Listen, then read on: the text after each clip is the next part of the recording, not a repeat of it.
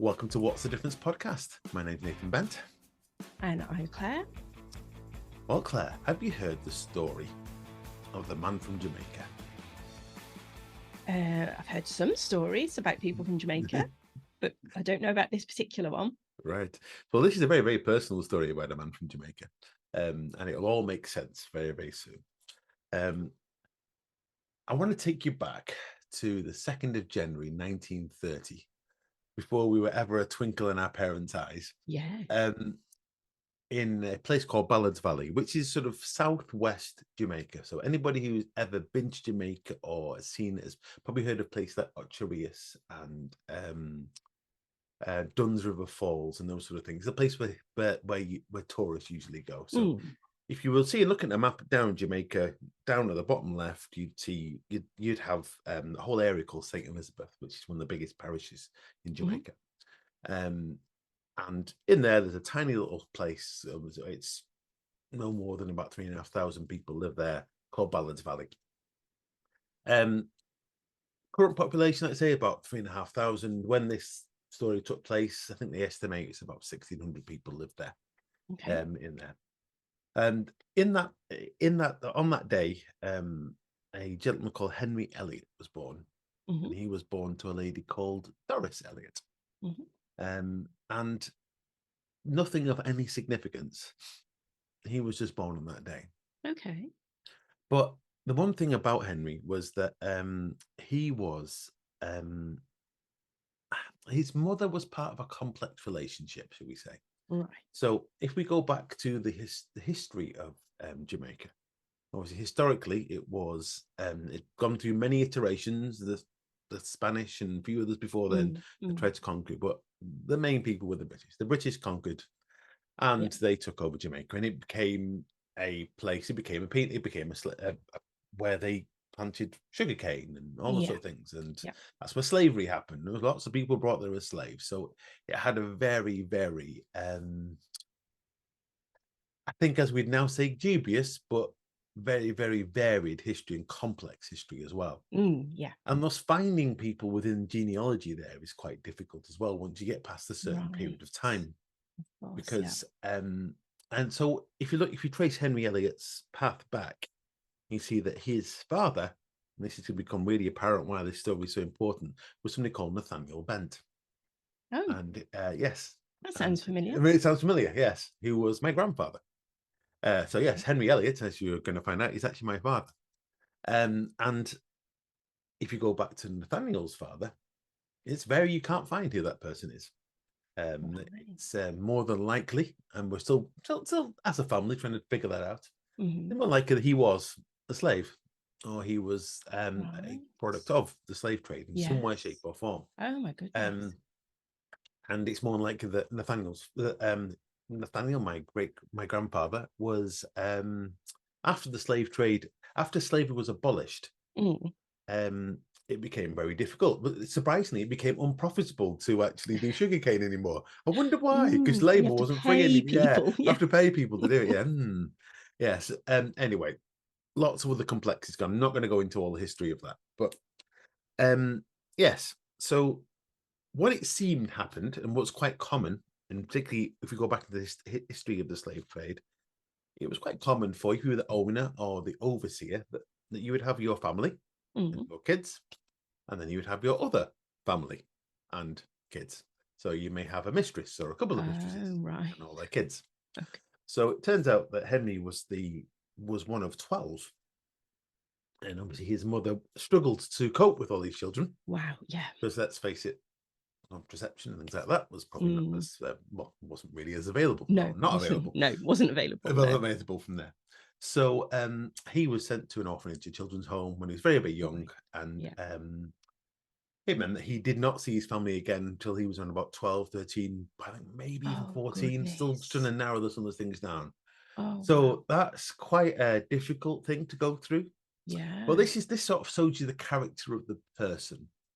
His reflection of it, of being actually quite a great, happy time. Yeah. And I remember having this discussion with him and asking, well, why was it so good? Because you were away from your family? He says, well, where I was, he says that we didn't get much food every day. And I didn't really have somewhere properly to sleep. Whereas when I went to the orphanage, I had a bed. I got Yeah. clothes. I got fed. Got fed. Yeah. Yeah. Oh, goodness. And you suddenly think, okay.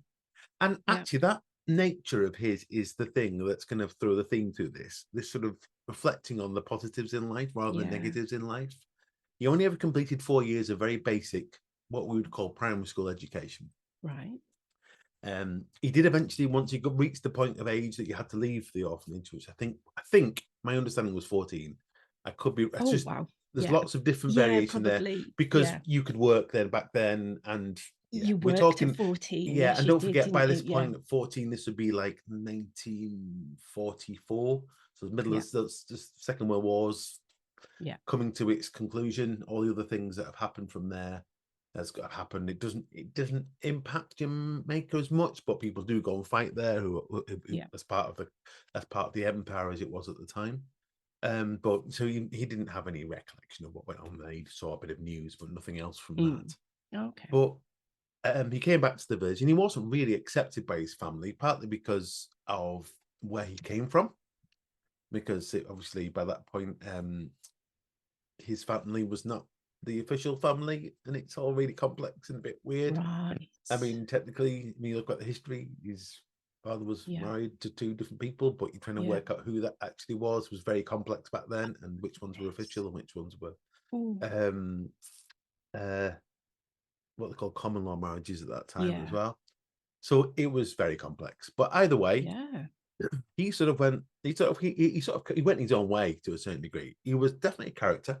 Best way to describe my my father was in the fact that he had a donkey, and he had a donkey that used to follow him everywhere. It was called Warwick, his donkey. Oh, wow. And he knew him by his voice. He used to help me. He used to carry loads and all that sort of thing. But being a donkey, had its own stubborn personality. Oh, yes. It followed him everywhere, and literally it would know where he was. You could call its name, and Warwick would come running for him as well from there. So he had his very kind, caring nature to animals and to people as well. And his first real big job was working in what was the local bauxite mine, which for those who don't know, bauxite is the ore that you eventually crush, refine, and turn to aluminium. Oh, I So didn't there realise. still is where in the area where he lived, there's a massive bauxite mine there as well. He didn't really get going fully till the 1960s, but that was part of what he did. And but he was quite a man that was troubled by the world that was going around him. He saw the injustice of the world. He saw how unfair things were and how dangerous it was. Because obviously, working a bauxite mine in the 50s was not. There wasn't. You're not talking health and safety. You're not talking anything from there. There was many accidents that happened. I remember him telling me a story of there's a big crane and they were hauling big stones, and the crane collapsed and just went over the side of the rock face, and that was the man dismised, and there was not really any safety. No. And he was a hard worker, but he was very hard on you. And but thankfully, because of the sort of person he was, he loved people. He was very, very conscientious in what he did. He eventually got a job working in the stores there, and that was the point when they realized that he couldn't really read and write very well. And he was trying to write things down, and he couldn't. Yeah. And that's where he met one of the most kindest people, he says, that probably not initially shaped his life, probably did change his life in some ways. The storekeeper was a very religious man. He had a very strong faith. And he just sort of took my father under his wing, and he taught him to read and write. Oh, Taught him that's properly how amazing. to do it from there. Yeah. He was like him. He was a local. He was Jamaican. There wasn't anything different in there. And he sort of also taught him about other things, his faith and religion and things from there. And it sort of made my father go, I think I want to go and pursue this a bit more, but it's very hard to pursue this with my family, but where I am here, because there's no opportunities to go and do anything else. Yeah. He ended up for a while being a chauffeur, just driving people around. Eventually, he left that, and they said he was a chauffeur in Jamaica. A chauffeur there is a little slightly different. You'd have a car and drive people around, but it'd be what we'd probably call a taxi, but More not like really a a taxi. Yeah. Yeah. But also, if you were wealthy, you would drive somebody's vehicle for them, and he did that quite a lot. But he decided that, you know what, the opportunity could come because of the Windrush, and this is actually a story about the Windrush as well, and how the Windrush had a massive impact on my family. So in 1959, well, just before 1959, so it would have been early 1959, he boarded a ship to come to England. and that ship was called the Ascania. And Ascania, it came and it docked on the 20th of August 1959. And I managed to find, and I have a copy of the original record that shows him boarding. Yeah. It shows him. It shows him. Shows the date. It shows where he was going to stay. It was 3 Cut Hill in London was where he was going to. That was the place of residence. I think that was where somebody, as I remember, his family or somebody who he already knew was staying there. I can't remember if it was his cousin from memory. Some of this stuff's faded because we're trying to remember lots of history and things like that. But between all of us, we've sort of got some memories as a family. And his job title was chauffeur. That's what he put down as his occupation. Now, just a reminder to everybody about the Windrush. Now, you'll have heard lots of things about it. You'll have heard lots of negative things in the news about the Windrush as well. I'll have some people who have treated, and that's not a story about this. But the Windrush generation is those that came from the Caribbean and those islands, surrounding islands, between 1948 and 1971. And it's quite a wide thing, but 1948 is quite a significant thing because if you think 1948, the war had ended, the whole of the, particularly around London and a lot of the UK was in devastation from long-term bombing and everything else. There was a shortage of people because so many died in the war, and there was a shortage of everything. So that's why there was an opportunity to come. You could come from all the different areas of the empire, and in particular the Caribbean, and you could come and you could eventually become a citizen and live here because they needed people to come and fill all these roles as well. So he came towards the middle of it, partly on to 1959.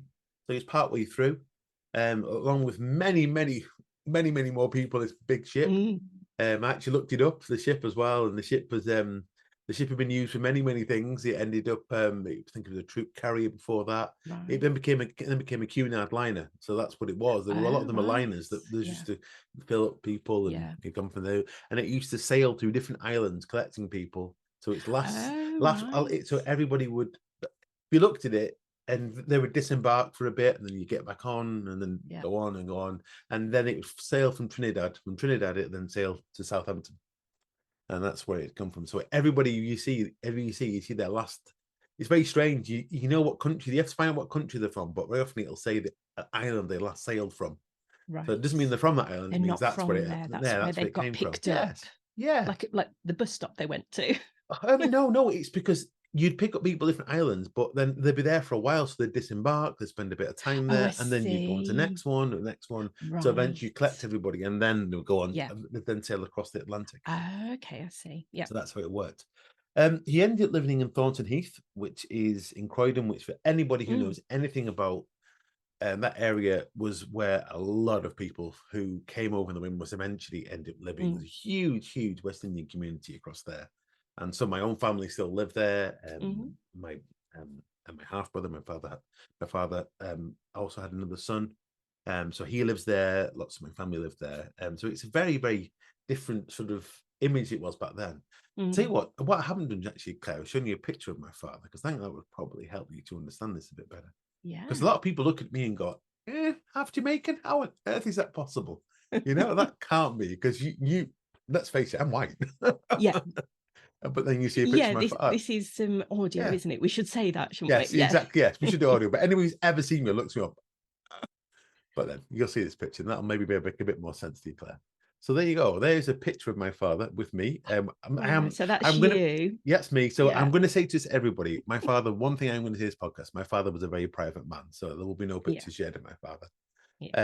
But I probably will share. I probably need to share the picture of me. That is me sat in this little baby harness in front of it. Apparently I was quite a cute kid looking up. So I think we've been to like this big get together, and all the women around me just giving me a kiss. So I think one of them gave me a kiss and I got lipstick on, and everybody copied. So I'm literally covered in all this lipstick on my face. On your head, and exactly. Yes. I didn't know if you'd been running around and you got red cheeks. Oh, well, I think that was well. I mean, I was a wild child, so yes. You can see the old harness on. They used to have to stop you running around. Yeah, the reins. The reins. Got a beautiful knitted cardio jumper on. Yes. I'm more than likely from my grandfather. My Oh, grandfather wow. was the big knitter in. It's a Oh, weird one. that's So lovely. not this grand, my mum's dad. Yeah. That's a whole other story. I could do a whole story on my grandfather. And that grandfather, that's another one. We'll come back to another day.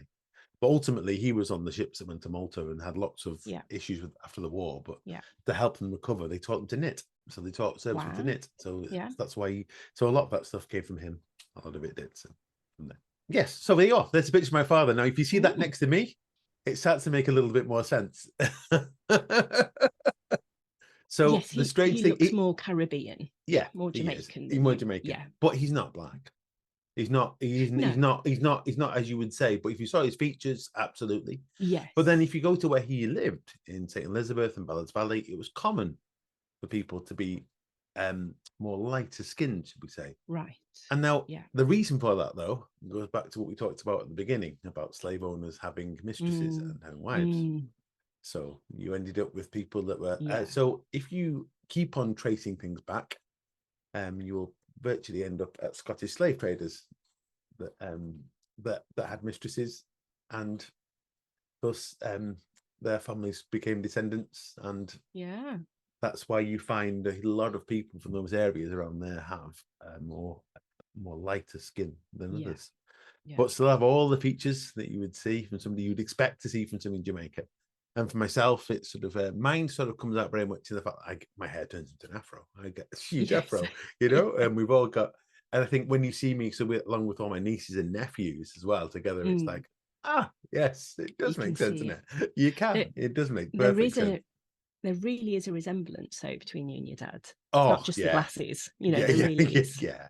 He's very, very, but he was always very, very smartly dressed, very smartly Yeah. dressed, very, very caring, kind man, very much. As I'll come on to in a minute. Where we were at, so Windrush. He was in Thornton Heath, Croydon. That was common where everybody was. At that point, he met a lovely lady that thus became his wife, which was my mum. Yeah. And they settled down. They lived in that area as well. And this is where it becomes very interesting, because what was quite common around there is, if you look back through the history of the NHS and London Transport, particularly around London, there was a lot of people who were from what was the form of the West Indies, Caribbean, Jamaica, Barbados, that worked there. And thus, that's what happened. He became a London bus driver. He became a London bus driver, driving the original Route Master bus, the old style Route Masters, the ones with a little cabin at the front and little spiral staircase. And for a number of many years, he drove those through London. He has fun stories of telling us about what it was like driving them, because they were big things. They weren't like anything from there. And I think it was also there where, because it's always been an observer of people. And he was always fascinated by how people thought and what people did as well. I mean, as with all the nature of everybody who came on the Windrush, and also sadly still happens today, he did suffer discrimination. It was quite common at times for those things to happen. And he didn't suffer with the best health. He had a number of health scares. But what I found amazing about him, despite all these things, he was always remained a kind, caring man. He never showed any bitterness for any of these things that happened to him. The fact that he was abandoned when he was a kid, the fact that he had to live some very, very hard experiences, the fact that he had this discrimination, the fact that he just saw every new step as like a new opportunity. It's a new way of looking from that. I mean, I was born a little bit late for what I'm next about to say, but in the early 70s, by that point, they had 2 children, and they all decided to emigrate back to Jamaica. So they all moved back to Jamaica. So my mum, my dad, my brother and sister lived there for about 3 or 4 years, and came back towards the late 70s, mid 70s, it would have been.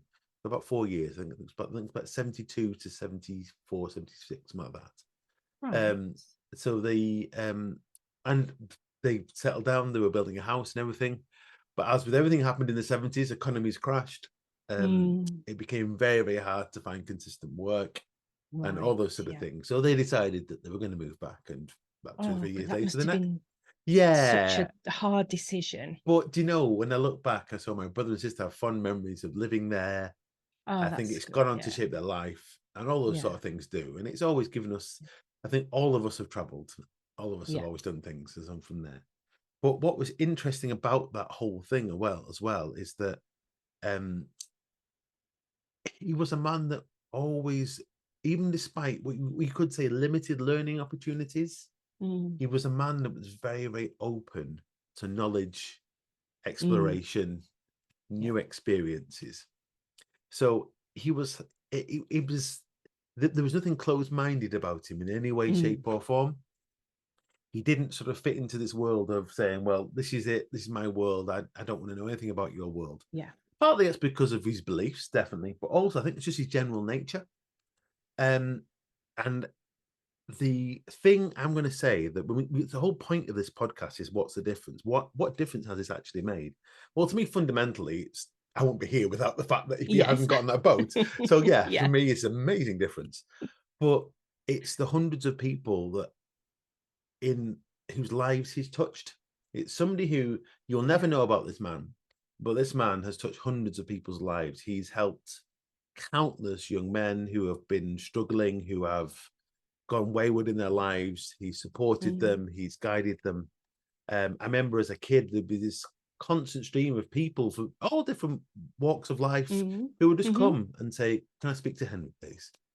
And because he was one of the world's best listeners, he would sit there and he would just listen. He would listen and listen and listen and listen to everything you had to say to him. And then finally, he'd almost wait for this sage to say something. And what he said would be absolutely profound at that moment in life. And I think for me, that is the ongoing legacy of what's happened to him. Now, sadly, 4 years ago, he died. He died of cancer. But he died a fully satisfied man. Oh, you know, that's just he the best had thing you can say. No isn't regrets. He lived a very simple life. But I mean, and he has left me with the legacy of always remembering the importance of being kind and caring to people. I think when I think back to people that have met him, some people have met him 20, 30, 40 years ago. I remember meeting one of them a while back. He's, oh, Henry, always remember. Yeah. And he would talk fondly about the time he'd spent with him, the time that he had helped him, how he remembered those words of wisdom that he gave to him at that point, because he'd lived a long life. You know, he was born in 1930. Yeah. You know, by the time he got here in the 1950s, so what age was he? He was 89 when he died. He was 89 when he died. So, he was, and he was, good age. he was at a good age, but he'd lived a good life as well. He was always fascinated in people, so he would listen to people's stories. He would always collect all these stories in his head, and he would study things. He would like I say, his handwriting never got any better, and he's always struggled with long writing and things like that. But but he spent a lot of time, as he would say, meditating on things. He was a deep thinker, and he would study people. He was an absolute incredible study of people. I always class him. He was a watcher of human nature, an observer of human nature. That was, if there was a university for that, he was a professor in that. He really was. He was never happier than sitting on a bench watching people, and he was just endlessly curious about why people did things. Why did you think that? What made you go and do that? And what was amazing is because he didn't get learning opportunities, but he didn't say to any of us, oh, you need to go to university and all these sort of things. What he said to us was always encourage us to keep on learning and understanding the world around you and exploring things.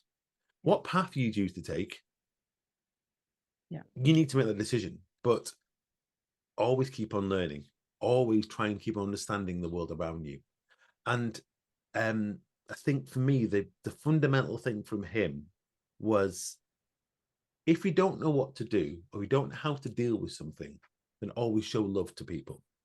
And that is really groundbreaking, if I'm really honest. Powerful. Because it's such a simple thing, because people think of love sometimes as being like, well, you don't love me. No, that's not the sort of love I'm talking about. I'm talking about the kind, caring, loving nature of dealing with people as well. And it was the same in your family life. It was the same if you were dealing with somebody and having an argument. And what to do? Show love. Just show kind, caring love to somebody. Yeah. And 9 times out of 10, it's going to be fine. And the other thing as well, which she taught me really much, was this whole thought process of never mistake my kindness to be weakness. Oh yes, I like that. Never ever think that just because I'm kind and weak. There was nothing weak about him at all. He was not a pushover. He was not somebody you couldn't sway him from his convictions. If he had to stand up for something, he would stand up for something. He would give it a real. You'd know it'd be a really stern telling off, but it'd be done in such a kind, caring way. You hadn't worked out. You've been told off, but you knew that you'd done something really, really bad, and you knew that your way realization. Your ways had to be changed. And I think if I think about what's the difference from the story, I think that everything we've done in this series, we've seen lots of people who've had harsh upbringings, who've turned to violence and crime and all sorts of awful things. And that could have been the outcome for my father. But he forged a completely different path. And it's part of his nature, it's part of his faith, and it's part of his life story, really. He never let negatives destroy, and to him, he never let the negative destroy kindness to people. And he was I'm going to say fascinating man, really, really fascinating man. And I think if I keep talking, I'm going to crying soon. But it's just because he was such a lovely, lovely person to spend time with. I'm just so grateful that you've shared this with us as well, Nathan. This is honestly just amazing. Sorry. It is. It's emotional for me, and I've never obviously met him, and it just sounds fantastic and an inspiration. I mean, I endeavor to be a quarter of the man he was. I endeavor to be that kind person as much as I can, but I endeavor to be a kind person that it's that thing. Don't mistake my kindness for weakness. He had so many sayings. A lot of them were based on Jamaican and West Indian sayings. Some of the things he had said himself. I started writing a little book of them before he left. So we have quite a big collection of them. But I'll give you 3 of them, and this gives you insight into his life. So it says one of his key ones was, "Don't expect too much from people, and you won't be disappointed." And when I first reflected on that, I almost felt like, well, does that mean that you should just like not expect people to do something?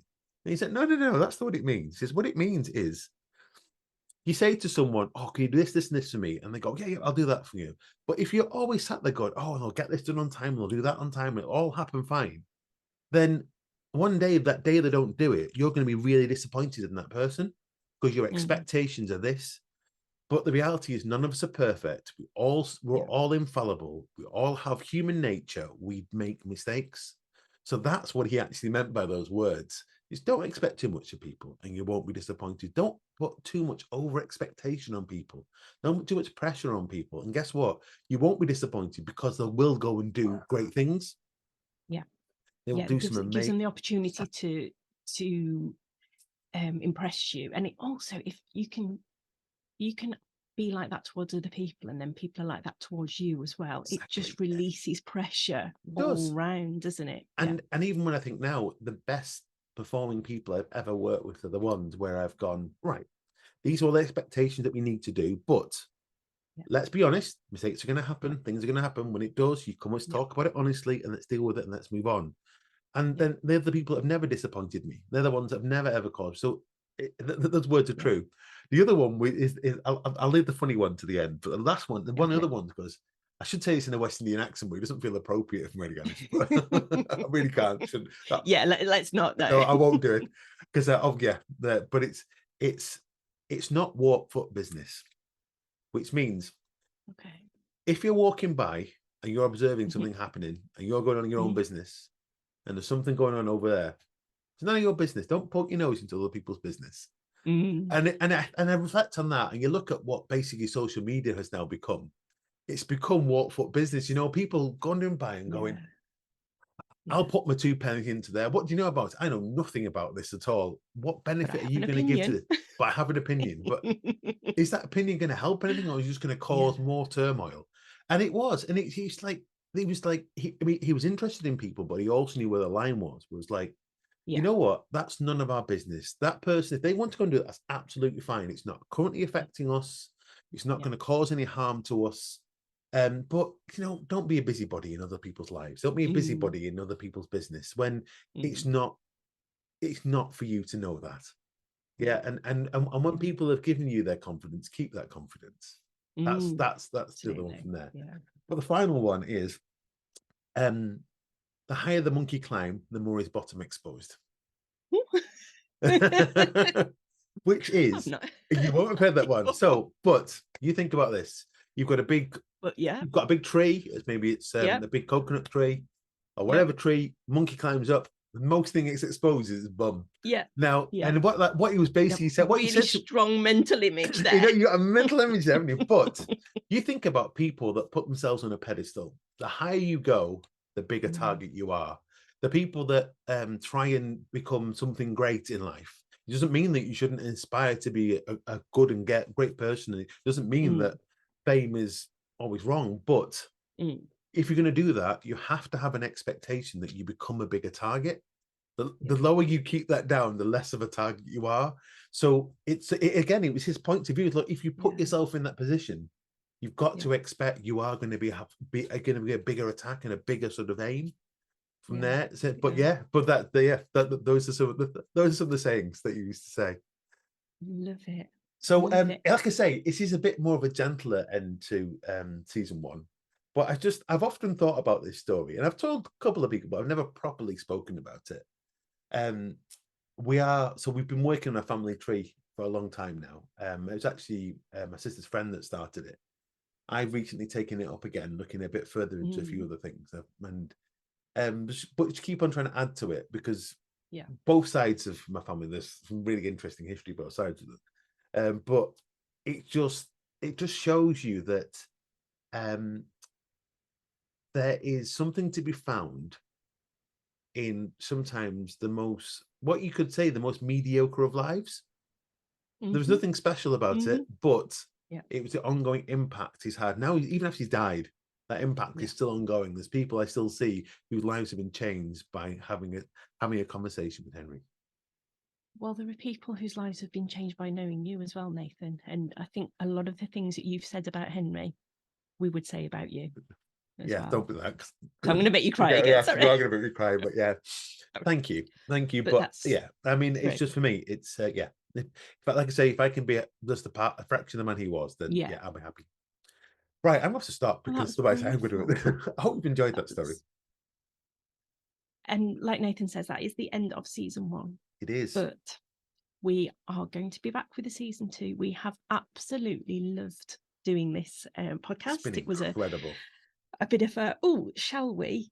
Yeah, let's give it a go. And here we are, and we have, real listeners are out there, and I know, it's like people recognize your voice and go, oh, it's you, isn't it? It's I'm like, yes, people said that to you, didn't they? At the conference, really weird. Yeah. That's really, really weird. That's not why we did this, but it's just because we wanted to do it. But loving this.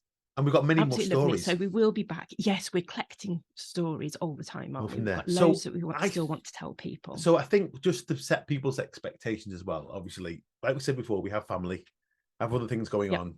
School holidays are coming up very, very soon. And we need to be aware that, so we're probably looking maybe laterish on this year. At some point later this year, yes. We won't be back earlier this year. Later on this year. Later. We still have to find the time.